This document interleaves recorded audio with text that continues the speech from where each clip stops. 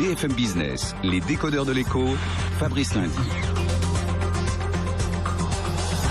Il nous reste quelques minutes autour de tous ces conflits qui naissent en ce milieu du mois de juin, la SNCF bien sûr, les taxis et puis les intermittents du spectacle. Et notamment le printemps des comédiens, c'est à Montpellier avec le mouvement de grève qui a été reconduit donc aujourd'hui. Gérard Libert qui est l'un des dirigeants du printemps des comédiens à Montpellier. Voilà ce qu'il disait ce week-end. Plusieurs spectacles ont déjà été annulés depuis mardi soir. Des contrats sont signés, des troupes arrivent, se succèdent, s'en vont sans avoir pu jouer. Et alors tout cela a un coût d'une part, et c'est surtout très triste de voir un festival tellement beau et tellement bien préparé être pour l'instant en panne. Mais c'est pas, il n'y a pas un conflit avec les intermittents. Il y a juste le souhait qu'à un moment donné le travail puisse reprendre ici. Et pour le printemps, et pour eux, et pour tous. Voilà, alors ça c'est à Montpellier, 2003 vous en souvenez, annulation de grands festivals comme le Festival d'Avignon, Aix, voilà, pas très loin de chez Virginie Martin, les Francopholies à La Rochelle. Vous allez annuler les festivals cet été ou pas, Samuel Churin, vous êtes porte-parole de la coordination des intermittents et précaires. La question ne se pose pas en ces termes-là. La grève est un droit inaliénable et il y a des gens qui travaillent et qui décident ou pas de se mettre en grève. À Montpellier, je reviens de Montpellier, effectivement, comme le dit monsieur, c'est très triste. C'est très triste. Est-ce que vous pensez qu'un seul artiste ou un seul technicien puisse se mettre en grève par légèreté? Non, je vais pas. Non, mais je veux dire, pour vous dire la hauteur de l'attaque. Comment éviter ce qui s'est passé en 2003 ? Qu'est-ce qu'il faut faire? Il faut que le gouvernement ne donne pas son agrément à un accord inacceptable. Il doit signer normalement dans quelques jours, François Rebsamen. Eh bien, ce serait une grande trahison. François Rebsamen, le 9 mars dernier, défendait encore nos propositions, alors qu'il était sénateur-maire de Dijon. Oui, mais vous savez que quand on rentre au gouvernement... Tous les gens du gouvernement, quand ils étaient dans l'opposition, étaient derrière nous pour défendre nos propositions contre l'accord de 2003 qui a été renouvelé. Bien, cet accord est inacceptable. C'est une immense trahison. Ils ne doivent pas donner l'agrément à un accord qui, encore une fois, qui va attaquer tous les chômeurs et tous les précaires. Je parle aussi pour les autres. Il y a bien un président de la République qui combattait la finance qui a pris cet après-midi comme conseillère une chef économiste de Bank of America. Virginie Martin, on vous a pas entendu du think tank d'IFRANCE sur le conflit des intermittents.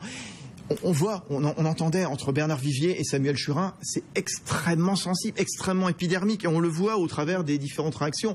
Et je trouve ça justement, encore une fois, un peu dommage, parce que finalement, d'où on parle, et hop, tout ce temps, et c'est compliqué, mais c'est aussi le climat de ce pays, qu'il faudra un jour peut-être finir par dépasser. Je trouve quand même que la question, effectivement, de la responsabilité des entreprises et des employeurs doit être carrément au centre du sujet. On peut pas juste mettre ça sur l'histoire de l'État, le MEDEF, les syndicats, etc. C'est plus compliqué que ça. Les entreprises sont aussi largement responsables.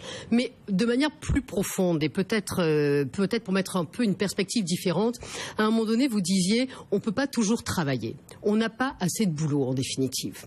Et ça, c'est aussi une question de qu'est-ce que la culture en France aujourd'hui? Qu'est-ce qu'on en a fait? Qu'est-ce qu'on a fait de ce soft power que certains pays arrivent très très bien à prendre en charge parce qu'ils ont compris que c'était aussi finalement un vivier économique absolument extraordinaire. Nous, on a joué l'exception culturelle, les quotas français, pas français, le Hadopi. On a joué tout ça pour se protéger. Et finalement, on assèche tout à force de protection. Et c'est ça que je voudrais aussi revenir à ça. C'est pour ça que je suis d'accord avec vous à double titre. C'est-à-dire que d'accord avec vous, avec Bernard Vivier. Parce que c'est à la fois quelque chose qui doit revenir chez Filippetti, mais pour d'autres raisons aussi. Exact. C'est-à-dire, ça doit revenir économiquement chez Filippetti, mais ça doit revenir aussi en termes profond, si vous voulez, de qu'est-ce que la culture et qu'est-ce qu'on en fait, qu'est-ce que c'est un pays attractif là-dessus. Et ça, c'est très important. Samuel Churin, ce qu'elle dit, Virginie Martin, il y a des comédiens en Espagne, en Italie, en Allemagne. On n'est pas le seul pays à faire du théâtre et du cinéma. Mais comment pouvez-vous dire une chose pareille? C'est hallucinant les propos que j'entends ici, c'est incroyable. Est-ce que vous ne voyez pas qu'on est le pays dans le monde où il y a le plus de théâtre, le pays dans le monde où on est la 3e production cinématographique du monde après les États-Unis, après l'Inde. Alors là, les gens dont vous parlez, qui est-ce qui fait sa mise en scène dans la cour d'honneur cette année? Giorgio Barberio Corsetti. Il est italien. Mais immense metteur en scène italien. Tout va bien, donc il n'y a pas de problème de job. Immense metteur en scène italien. Cet immense metteur en scène italien ne peut pas faire ses spectacles en Italie. Pourquoi? Parce qu'il n'a pas les moyens de les faire. Il n'a pas les moyens de les faire et il n'y a pas l'intermittence du spectacle. Alors c'est peut-être pas un bon exemple. Il n'a pas l'intermittence du spectacle. Écoutez, Festival d'Avignon est le plus grand festival de théâtre du monde. On nous envie nos théâtres, nos cinémas. Quand je disais il y a pas assez de travail, je n'ai pas dit il y a pas assez de travail. Je dis que l'emploi ne recouvre pas le travail. Ça, on a... Et le régime a été créé pour ça au départ. En 67, quand il a été créé, c'est parce qu'on a vu qu'il y avait des techniciens du cinéma qui, par nature, ne pouvaient pas enchaîner les contrats. D'où un régime spécifique d'assurance chômage pour assurer une continuité de revenus sur une discontinuité d'emploi. C'est pour ça que ce régime a été créé. Maintenant, il se trouve que cette discontinuité d'emploi est la norme. 80% des embauches se font en CDD et qu'il y a effectivement ce régime unique qui a permis à un secteur de se développer, qui est le secteur culturel, comme... Et de manière alors, excusez-moi cette question. On va bientôt se quitter. Hein. De manière plus positive et en négociation, qu'est-ce que vous proposez en fait? Parce que j'ai des remarques que les intermittents payent 100% de leur régime avec leur cotisation ou qu'ils s'assurent individuellement, point nous dit à l'Inter. Et personne ne paye 100% avec ses cotisations. Le Parisien qui nous dit également, si on en croit Monsieur Samuel Churin, il n'y a aucun problème avec les intermittents. Ah si. Si. Ah si. Il doit y avoir une réforme. Depuis 10 ans, nous réclamons une réforme. Le scandale de ce dossier, c'est pas l'argent qui est dépensé, c'est comment il est dépensé. Vous savez, le résumé de la réforme de 2003, ce sont les exclus du régime qui financent les assédiques versés aux salariés à haut revenu. C'est ça le alors, un mot très court et on se quitte, Bernard Vivier. Deux choses. Revenir et répéter ce qui a été dit. Pour la première fois, et c'est bien, en 2014, le MEDEF a dit on prend le dossier en face. Et si Laurence Parisot, ancienne présidente du MEDEF, a dit non, surtout, il ne faut pas rouvrir le couvercle, eh bien, elle n'a pas dit ça.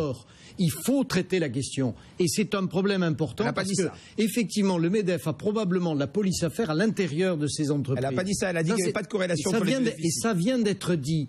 Parce que, rappelons-le, ces métiers-là sont des métiers difficiles. C'est des métiers de galère. Et ce n'est pas une question de culture, c'est une question de droits sociaux. Alors, on va terminer. Ce n'est pas une question de culture, c'est une question de droits sociaux.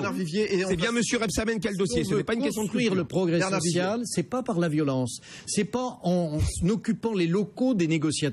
C'est en construisant, c'est pas en faisant la bombe peinture sur les locaux des organisations syndicales, des signataires. Pensez au siège du MEDEF qui avait été et des organisations syndicales qui ont été violentées. Vous rigolez. Le progrès social, c'est la négociation, c'est pas la violence. Vous rigolez. Monsieur, je ne ris pas. Un député socialiste, Jean-Patrick Gilles, que vous avez rencontré aujourd'hui. C'est bien qu'il y ait un médiateur nommé par Manuel Valls. Oui, c'est du gain de temps. Là, si la solution, elle est au gouvernement. Monsieur Rebsamen peut ne pas agréer. La solution, elle est là. Nous, notre préalable, qu'est-ce qu'il vous a dit, ce négociateur, cet intermédiaire? Il nous a dit qu'il savait sa mission très difficile, mais que, en nous écoutant, il a considéré comme quasiment impossible. C'est encourageant. Voilà. Bon, merci Samuel Churin. Donc, vous répétiez Norma Jean, un spectacle sur Marilyn Monroe à Besançon. Il aura lieu ou pas ce spectacle? Je sais pas. On verra si la grève sera votée ou pas. Bon, on surveillera en tout cas du côté du Doubs éventuellement. Samuel Churin qui est avec nous, porte-parole de la coordination des intermittents et précaires. Bernard Vivier, directeur général de l'Institut supérieur du travail. Benaouda Abdelhaim de BFM Business. Emmanuel Lechib, merci. Rendez-vous demain soir. Virginie Martin qui est à la tête du think tank Différent. Elle est politologue. Rediffusion 23h30 tout à l'heure sur BFM Business, à la télé, à la radio et sur le site internet. Bonne soirée, bonne nuit, à demain mercredi.